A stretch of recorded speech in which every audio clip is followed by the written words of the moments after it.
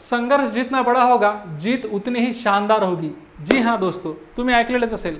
परंतु मित्रांनो, संघर्षच करायचा आहे तर संघर्ष असा करूया की जीत ही सगळ्यात शानदार झाली पाहिजे। होय, आपल्याला MCR PG CET ची तयारीच करायची आहे तर ती फक्त एका एक्झामपुरती कशाला करायची, पूर्ण करिअरचा फाउंडेशनच करून टाकूयात।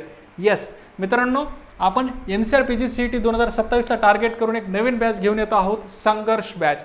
संघर्ष बॅचमध्ये आपण विद्यार्थ्यांसोबत स्वतः सुद्धा संघर्ष करणार आहोत, कारण संघर्षाचं फळ हे नेहमी अप्रतिम असतं आणि गोड असतं, यासाठी इतिहास गवाह आहे। होय मित्रांनो, तर आता संघर्ष बॅच जी आहे ही नेमकी कशी असणार आहे, MCR PG CET ला आपण कसं टार्गेट करणार आहोत, सोबत यामधून आपण करिअरचा पाया कसा भक्कम करणार आहोत आणि यामध्ये आपल्यासोबत कोण कोण असणार आहे, सगळ्यात शेवटी काय सरप्राईज आहे, सगळ्या गोष्टी तुम्हाला या व्हिडिओमधून कळतील। यस मित्रांनो, तर ही जी संघर्ष बॅच आहे हिचं मेन टार्गेट आहे MCR PG CET 2027। पण ही बॅच कोणाकोणासाठी आहे, जे विद्यार्थी आता थर्ड इयरला आहेत, फायनल इयरला आहेत, किंवा ज्या विद्यार्थ्यांनी ग्रॅज्युएशन कंप्लीट केलेलं आहे अशा सगळ्या विद्यार्थ्यांसाठी, आणि ज्यांना रिपीट अटेम्प्ट द्यायचा आहे अशा सगळेच विद्यार्थी या संघर्ष बॅचचा विचार करू शकतात। का? फक्त मित्रांनो, तुम्हाला एक प्रश्न विचारायचा स्वतःला, या तुम्ही थर्ड इयरला असाल, फायनल इयरला असाल किंवा ग्रॅज्युएशन कंप्लीट झालेलं असेल, फक्त एक प्रश्न स्वतःला विचारा, ग्रॅज्युएशनचे 3 वर्ष 4 वर्ष आपण काढल्याच्या नंतर आपल्याला खरोखर कन्सेप्ट क्लिअर झालेले असतात का? किंवा जर 10 MCQ आपल्याला समोरून करून विचारले तर आपण 10 पैकी किती प्रश्नांची उत्तरं देऊ शकतो, तेवढी कॅपॅसिटी आपल्यामध्ये सध्या आहे का? तर नाही मित्रांनो। डिग्रीमध्ये आपण काय अभ्यास केला आहे, कसा अभ्यास केला आहे आणि कसे पेपर काढलेत हे सगळं आपल्याला माहिती आहे, परंतु इथून पुढे कॉम्पिटिटिव्ह एक्झामिनेशन जर द्यायची असेल, इथून पुढे जर आपल्याला करिअर घडवायचं असेल, इथून पुढे जर आपल्या मायबापाच्या पायातली चप्पल बुटामध्ये बदलायची असेल, इथून पुढे जर आपल्या घरावरचे पत्र जर छतामध्ये बदलायचे असतील, इथून पुढे आपल्या मायबापाच्या घामाच्या पैशाचं चीज करायचं असेल तर नक्की तुम्हाला इथून पुढे कष्ट करावे लागतील आणि सिरियस व्हावं लागतील। ओके, तर मित्रांनो, थर्ड इयर असेल, फायनल इयर असेल आणि रिपीटचा अटेम्प्ट करणाऱ्या सगळ्या विद्यार्थ्यांसाठी संघर्ष बॅच ही अत्यंत महत्त्वाची असणार आहे। सोबतच विद्यार्थ्यांना या बॅचची खासियत काय असणार आहे तर ती असणार आहे स्ट्रॅटेजी। कारण दरवर्षी मला हजारो पोरं फोन करतात एक्झामच्या 2-3 महिन्याआधी, 2-3 महिन्याआधी खूप जण फोन करतात किंवा मेसेज करतात, सर आता 2-3 महिन्यामध्ये मी MCRची तयारी कशी करू, किंवा आत्तासुद्धा बऱ्याच जणांचे फोन येतात, सर गेल्या वर्षी तुमच्या टेस्ट सिरीजचं नाव सांगितलं होतं आम्हाला सरांनी किंवा त्यांच्या सिनियरनी, तर आता मला काय पुस्तकं वाचायची ते आत्तापासून सांगा। पुस्तकांसाठी फोन येतात, नोट्ससाठी फोन येतात, कुठले यूट्यूब व्हिडिओ बघू यासाठी फोन येतात, परंतु कुणीच फोन करून विचारत नाही की स्ट्रॅटेजी काय असावी। येस, आणि सगळ्यात मोठा गोळ हा स्ट्रॅटेजीचा असतो। मी असे बरेच विद्यार्थी पाहतो जे 8-8 तास 10-10 तास अभ्यास करतात परंतु त्यांची रँक येत नाही, आणि असेही बरेच विद्यार्थी पाहतो ज्यांचं खूप चांगलं पाठांतर आहे, खूप चांगली मेमरी आहे, परंतु त्यांचीसुद्धा रँक येत नाही। तर नेमका घोळ त्यांच्या कष्टाचा किंवा त्यांच्या इंटेलिजन्सचा नाही, नेमका घोळ आहे डायरेक्शनचा, नेमका घोळ आहे त्यांच्या स्ट्रॅटेजीचा। येस, आणि सगळ्यात महत्त्वाचं काय असेल मित्रांनो तर ती आहे मेंटॉरशिप। बऱ्याच वेळा असं होतं की येणारा शिक्षक शिकवतो आणि निघून जातो, परंतु त्याच्या शिकवल्याच्या नंतर पुस्तकात तर सगळंच आहे, विद्यार्थी पुस्तकात वाचू शकत नाहीत का, तर वाचू शकतात, परंतु त्या पूर्ण प्रवासामध्ये त्याचा मेंटॉरशिप, त्याच्या हाताला धरून परीक्षेपर्यंत नेणारा जर कोणी असेल तर तो असतो मेंटॉर, आणि त्याचं काम हे त्याच्या जवळचा सिनियर, त्याचा भाऊ करू शकतो। येस मित्रांनो, सोबत मी जे तुम्हाला म्हणतोय की MCR PG CETची तयारी आपल्याला फक्त MCR PG CETची ठेवायची नाही आहे, ही आपल्याला पूर्ण करिअरचं फाउंडेशन करायचं आहे। का? कारण की हे जे विषय आहेत, agronomy, soil science, horticulture, pathology, entomology, economics, extension, agri engineering असेल, हे जे विषय आहेत हे सगळे विषय कशाचे आहेत, हे सगळे विषय MCR PG CETला येणारे आहेत, बरोबर आहे, परंतु हे सगळे विषय फक्त एका परीक्षेपुरते नाहीत। तुम्ही या वरच्या सगळ्या एक्झाम बघा, या सगळ्या एक्झाममध्ये हे विषय येणार आहेत। फॉर एक्झाम्पल बघा, MCR PG CETला हे विषय येणार आहेत, एक्झॅक्टली बरोबर आहे। IBPS AFOला प्रिलिम्स आणि मेन्स दोन्ही ठिकाणी हे विषय येणार आहेत, एक्झॅक्टली बरोबर आहे। पुणे ॲग्री MPSC असेल, ॲग्री MPSC आज जरी डिस्क्रिप्टिव्ह असेल तरी कुठे ना कुठे हे विषयाचा अभ्यास जो आहे तो तुम्हाला कामाला येणार आहे। सोबत JRFची एक्झाम तुम्हाला भविष्यात द्यायची असेल तर JRFच्या एक्झामसाठी सुद्धा हे विषय जनरल ॲग्रिकल्चरमध्ये येणार आहेत। कृषी सेवकच्या जागा निघणार आहेत म्हणे सर, येस, कृषी सेवकमध्ये सुद्धा 50% पोर्शन जो आहे किंवा 60% पोर्शन जो आहे याच विषयामधून येणार आहे। तर मित्रांनो, तुम्ही MCRची तयारी करत असताना याच विषयाची तयारी करणार आहात, कृषी सेवकची तयारी करताना याच विषयाची करणार आहात, MPSC AFOची तयारी करताना याच विषयाची तयारी करत आहात, तर मग ह्या सगळ्या विषयांची तयारी वेगळी व्हायला नको, तिथं आपले एफर्ट्स जायला नको। आपण MCR PG CETची तयारी अशी करूया की हा सगळा सिलेबस व्यवस्थित कव्हर झाला पाहिजे। होऊ शकतो का? नक्की होऊ शकतो। कसा होऊ शकतो? तो कसा होऊ शकतो तर हा असा होऊ शकतो, जर या सगळ्या एक्झामचं जर तुम्ही चांगलं ॲनालिसिस केलं तर तुमच्या लक्षात येईल की या सगळ्या ज्या एक्झाम आहेत यांच्यामध्ये विषय तेच आहेत, टॉपिक तेच आहेत, परंतु प्रश्न विचारण्याची स्किल वेगळी आहे, प्रश्न विचारण्याची खोली वेगळी आहे, डेप्थ वेगळी आहे। ऑफकोर्स यामध्ये जर तुम्ही पाहिलं तर MCR PG CETला कन्सेप्च्युअल प्रश्न जास्त येतात आणि कृषी सेवकला स्ट्रेट फॉरवर्ड किंवा फॅक्च्युअल क्वेश्चन येतात. आता ॲग्री MPSCला जर पाहिलं तर तुम्हाला ऑफिसर बनायचं असतं, त्यामुळे तुमचं डिसिजन मेकिंग चेक केलं जातं, तिथं ॲनालिटिकल प्रश्न येतात. आणि AFOला मात्र ॲप्लिकेशन बेस्ड किंवा सिच्युएशन बेस्ड क्वेश्चन येतात. तर मित्रांनो, जर तुम्ही एखादा कन्सेप्ट वाचत असाल तर त्याची डेप्थ किंवा त्याचं कन्सेप्च्युअल क्लॅरिटीज अशी करून घेतली पाहिजेत की त्याच्या फॅक्ट्स पण आपल्याला माहीत असल्या पाहिजेत, त्याचं कन्सेप्च्युअल एक्झाम्पल पण आपल्याला माहीत पाहिजेत, त्याचे स्टेटमेंट बेस्ड किंवा ॲनालिसिस पण त्याचं चांगलं आपल्याला करता आलं पाहिजेत आणि त्याचे ॲप्लिकेशन पण आपल्याला चांगलं करता आलं पाहिजे. ठीक आहे, ओके. तर या सगळ्या गोष्टी मी तुम्हाला पुढे विथ एक्झाम्पल तुम्हाला कवर करून दाखवणार आहे. बघा, या सगळ्या आता हा जे पूर्ण टेबल आहे, हा पूर्ण मोठा टेबल आहे आणि याच्यामध्ये सगळं ॲनालिसिस जे आहे पूर्ण त्या एक्झामचा DNA याच्यात प्रेझेंट केलेला आहे एक्झॅक्टली. ठीक आहे. सो PGCET, कृषी सेवक, ॲग्री MPSC, AFO या सगळ्यांचा टेकअवे एकच आहे की सिलेबस एकच आहे, टॉपिक एकच आहे, त्या टॉपिकवरच प्रश्न या सगळ्या परीक्षेमध्ये येणार आहेत, परंतु फक्त डेप्थ वेगळी असणार आहे, प्रश्न विचारण्याची टेक्निक वेगळी असणार आहे. जर तुम्ही या सगळ्या टेक्निक आत्तापासून लक्षात घेऊन जर स्वतःच्या माइंडला तशी सवय लावली तर भविष्यामध्ये तुम्हाला MCR केल्याच्यानंतर या सगळ्यांसाठी वेगळं ॲग्रिकल्चर वाचण्याची गरज पडणार नाही. एक्झॅक्टली ही आपली गॅरंटी आहे. मित्रांनो, ॲग्री MPSC जी आहे याची MCR जी आहे किंवा कुठलीही परीक्षा असेल तर त्याची तयारी कशी करत असतात, त्याचं सक्सेस कसं मिळवत असतात, तर फक्त सिंपल 4 स्टेप आहेत. बघा, पहिल्या स्टेपमध्ये काय होतं, कन्सेप्ट क्लिअर करून घेणं फार गरजेचं आहे, तुमचं सिलेबस कव्हर करणं गरजेचं आहे, सिलेबसमधून कन्सेप्ट क्लिअर करणं फार गरजेचं आहे. एक्झॅक्टली. ठीक आहे. त्याच्यानंतर त्याच टॉपिकवरचे MCQ सोडवणं फार गरजेचं आहे. एकदा कन्सेप्ट क्लिअर केला त्यानंतर MCQ सोडवले, तो टॉपिक बऱ्यापैकी पक्का आपल्या डोक्यामध्ये बसतो. त्यानंतर रिव्हिजन करणं फार गरजेचं आहे. जर रिव्हिजन नसेल तर तुमच्या या अभ्यासाला काही फायदा नाही. रिव्हिजन म्हणजेच कन्सिस्टन्सी फार महत्त्वाची अभ्यासामधली. तर ह्या 3 पार्ट झाल्याच्यानंतर टेस्ट सिरीज देणं फार गरजेचं आहे. मॉक टेस्टमुळे तुमच्या मनातली सगळी भीती निघून जाते. बरेच जण असं म्हणतात की सर 8-8 तास अभ्यास करायचा, 8-8 तास अभ्यास करायचा. तर 8-10 तास तुम्हाला कसा अभ्यास करायचा आहे, महत्त्वाचं काय आहे, तर 8 तास तुम्हाला सलग अभ्यास नाही करायचा आहे. सकाळी 2 तास करा, दुपारी 2 तास करा, संध्याकाळी 2 तास करा, रात्री 2 तास करा, असा ब्रेकेजमध्ये तुम्ही करू शकता. सो ज्या विद्यार्थ्यांना जे प्रॉब्लेम आहेत त्यांच्या प्रत्येक प्रॉब्लेमसाठी सोल्युशन आहे, फक्त त्याला एक व्यवस्थित मेंटॉर पाहिजे आणि एक व्यवस्थित स्ट्रॅटेजी पाहिजेत. ओके. सो हे जे आहे हे तर आम्हाला माहिती आहे सर, हे जे आहे हे तर आम्हाला माहिती आहे, कन्सेप्ट क्लिअर करायचं, MCQ सोडवायचे, रिव्हिजन द्यायचं आणि टेस्ट द्यायचं, हे आम्हाला आमच्या सिनियरने सांगितले, सिनियरने सांगितले, आता आम्हालाही माहिती आहे आणि आम्हाला आमचे शिक्षकही सांगतात, सगळेजण सांगतात. पण घोडं कुठं पाणी पिते, बघा घोडं कुठं पाणी पिते, घोडं पाणी पिते इथं. आपण पहिल्या दिवशी तयारी करतो, दुसऱ्या दिवशी तयारी करतो, तिसऱ्या दिवशी सकाळी 7ला उठून तयारी करतो, परंतु चौथ्या दिवशी त्या 7चे 7:30 कसे होतात हे आपल्याला कळत नाही, नंतर 8 कसे होतात ते कळत नाही, नंतर हळूहळू आपण 10ला कसं काय लायब्ररीत जायला लागलो ते आपल्यालाच कळत नाही. ठीक आहे. सो सगळ्यात महत्त्वाचं काय तर कन्सिस्टन्सी मेंटेन राहत नाही. 3-4 दिवस अभ्यास करतो, 5व्या दिवशी कोणीतरी येऊन म्हणतो अरे आपण डिग्रीच्या शेवटच्या वर्षामध्ये आहोत, आता आपल्याला काहीतरी एन्जॉय केला पाहिजे, चला फिरायला जाऊया, आणि आपण तिकडे 2-3 दिवस घालतो.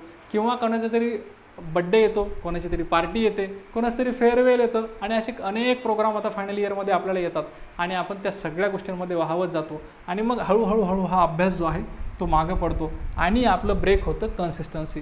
जिथं कन्सिस्टन्सी ब्रेक होते तिथं तुमच्या सक्सेसला ब्रेक लागतो. मग आता या सगळ्या गोष्टींना सोल्युशन काय, या सगळ्या गोष्टींना सोल्युशन आहे A for AgriCost. A for AgriCostची जी ही बॅच आहे, या बॅचमधून तुमची सगळी कन्सिस्टन्सी मेंटेन करण्याचा आपण प्रयत्न करणार आहोत. येस, A for AgriCostची ही संघर्ष बॅच आहे. या संघर्ष बॅच आपली जवळपास ऑगस्टच्या फर्स्ट वीकमध्ये सुरू होईल, 1 ऑगस्टला सुरू होईल. ठीक आहे, ओके. सो यामध्ये काय काय असणार आहे, लाईव्ह लेक्चर्स असणार आहेत, जे तुम्ही लाईव्हमध्ये बघू शकता. जर तुम्हाला वेळ नाही मिळाला, राहायचे खूप जास्त काम असतील, काही असाइनमेंट्स असतील, काही अडचणी असतील, तर ते सगळे लेक्चर्स रेकॉर्डेड फॉर्मॅटमध्ये तुम्हाला अवेलेबल असतील आणि अनलिमिटेड टाईम ऑफ वॉच असेल. ठीक आहे, अनलिमिटेड वेळा तुम्ही ते लेक्चर सगळे बघू शकता, बिलकुल काही अडचण नाही. प्रत्येक सब्जेक्टची प्लॅनिंग असेल, तर प्रत्येक सब्जेक्टच्या प्लॅनिंगनुसार लेक्चर्स होतील, तर प्रत्येक सब्जेक्टच्या टॉपिकनुसार तुमच्या टेस्ट होतील, ज्याला रेग्युलर MCQ टेस्ट म्हणता येईल, आणि त्या टॉपिकच्या नंतर तुम्हाला त्या सब्जेक्टवर सुद्धा टेस्ट होतील. ओके. रिव्हिजनचा पूर्ण सपोर्ट असेल. बऱ्याच वेळा बऱ्याच बॅचेसमध्ये पूर्ण सिलेबस शिकवला जातो, परंतु रिव्हिजनसाठी तिथं काही टेक्निक नसतात. तर रिव्हिजन हे तुमचं वीकली बेसिस, मंथली बेसिस किंवा त्या विषयाचं मास्टर रिव्हिजन नक्की घेतलं जाईल. ठीक आहे, हे ॲश्युरन्स आहे.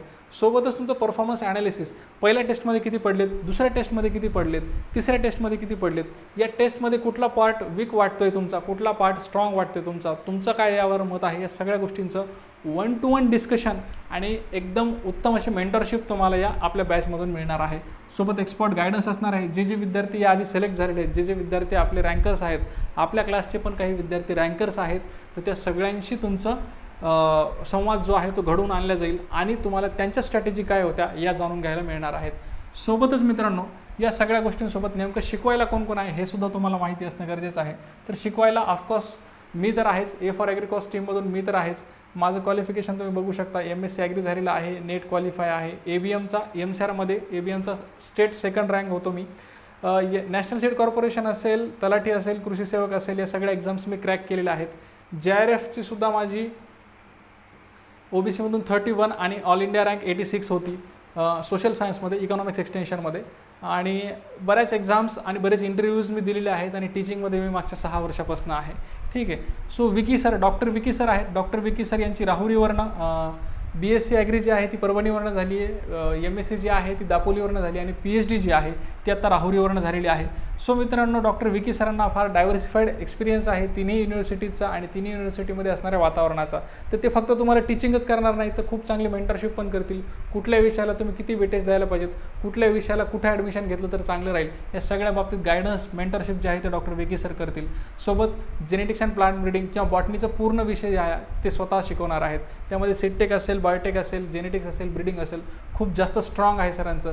सो सर पूर्ण बॉटनी विषय आपल्यासमोर शिकवणार आहेत. विजय सर आहेत. विजय सरांची सुद्धा MSc ॲग्री झालेली आहे, ते AFO म्हणून सिलेक्ट झालेले आहेत. सोबतच ते कृषी सेवक म्हणून सुद्धा सिलेक्ट झालेले आहेत. तर एकूण टीम जर पाहिली तर खूप एक्सपर्ट असणारी टीम आहे, ज्यांनी स्वतःला प्रूव्ह केलेलं आहे कॉम्पिटेटिव्ह एक्झामिनेशनमध्ये, अशी टीम आहे. यासोबतच मेंटॉर्ससुद्धा असणार आहेत. मेंटॉर्समध्ये असे काही मेंटॉर्स असणार आहेत जे डेली तुमची क्विज घेतील, असे काही मेंटर्स असणार आहेत जे तुम्हाला डाऊट क्लिअरिंगला अवेलेबल असणार आहेत आणि असेही काही मेंटर्स असणार आहेत जे तुमच्या डे टू डे लाईफमधले जर काही प्रॉब्लेम असेल तरीही तुम्ही कॉन्टॅक्ट करू शकता. आणि माझा नंबर किंवा या सगळ्याच प्रोफेसरचा नंबर जो आहे तो तुमच्याकडे नेहमी असणार आहे. जर तुम्हाला त्या विषयातला डाऊट वाटला तर तुम्ही त्यांना इंडिव्हिज्युअली बोलू शकता, मेसेज करू शकता किंवा कॉलवर सुद्धा बोलू शकता. इव्हन डे टू डे लाईफमध्ये सर फार फ्रस्ट्रेशन येतं, सर फार टेन्शन येते, फार नर्वसनेस होतं आहे, सर अमुक होतं आहे, तमुक होतं आहे, जे काय तुमची मेंटॅलिटी आहे ती मेंटॅलिटी मेंटेन करण्याची पूर्ण जबाबदारी आमची टीमची असणार आहे. सो तुम्ही कधीही आम्हाला कॉल करू शकता. मला नाही वाटत एखादी दुसरी एक अकॅडमी जी आहे ते एवढं विद्यार्थ्यांकडे प्रेमाने प्रांजळतेने बघत असेल. तर विद्यार्थ्यांना मला माहिती आहे रिझल्ट जो आहे तो अभ्यासावर 80% असतो आणि 20 ते 25% रिझल्ट हा त्या विद्यार्थ्याच्या मेंटॅलिटीवर डिपेंड करतो. जर त्याची मेंटॅलिटी चांगली बनवली, त्याला मेंटरशिप चांगली मिळवली तर नक्कीच एक साधारण विद्यार्थीसुद्धा चांगली रँक आणू शकतो. तर विद्यार्थ्यांना या सगळ्या गोष्टी आता मी तुमच्यासमोर सांगितलेल्या आहेत. तुमचा प्रवास तुम्हाला कसा करायचा आहे हा तुमच्या हातात आहे. बरेच जण सेल्फ स्टडी करून सुद्धा सक्सेस मिळवतात, 100% मिळवतात, परंतु काही विद्यार्थ्यांनाच ते जमतं.